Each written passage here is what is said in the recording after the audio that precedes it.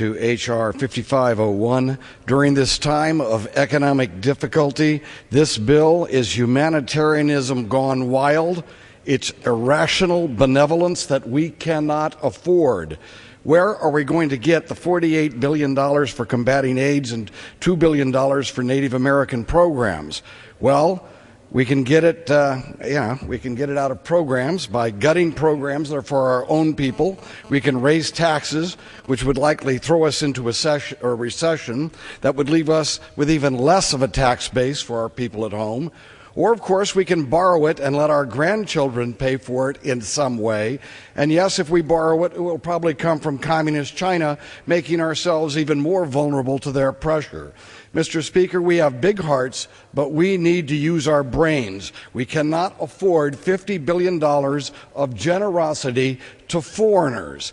This will cost the American people. It will cost them their health care and their education for their children. It will cost the veterans, and it will cost our seniors.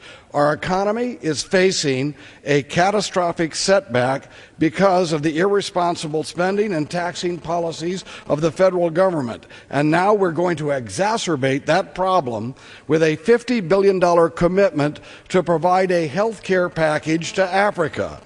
Concerning my friends on my side of the aisle, Mr. Speaker, I say to those who oppose earmarks in the name of fiscal responsibility, they should not be expected to be taken seriously if they support this enormously expensive feel-good spending. This $50 billion burden will be shouldered by our veterans, by our elderly, and by our children. My friends on the other side of the aisle often remind us America does not spend enough on our own people. More funds are needed, we are told, repeatedly told, that are needed for our veterans, our elderly, and yes, for our children. When we are already at a high level of deficit spending, how then can we advocate spending an additional $50 billion overseas? And we're not fooling anybody. When we have spending like this, it comes right out of the pot of limited resources that are available to Americans. This expenditure is not going to cure AIDS in the end. I wish I could say that I was very confident that it would succeed in that, but I'm not confident that. What I am confident is that it will break our back.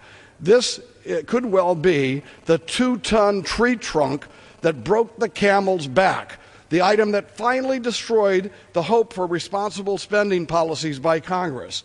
I ask my colleagues to vote against this kind of generosity that is perhaps good-hearted but totally irrational. I say our number one job here is to watch out for the well-being of the American people. This bill is not in the well-being of our people. It will undermine the well-being of our people. Time has expired. The gentleman from California. I yield myself 30 seconds. The gentleman from California is recognized for 30 seconds. Yes, thank you.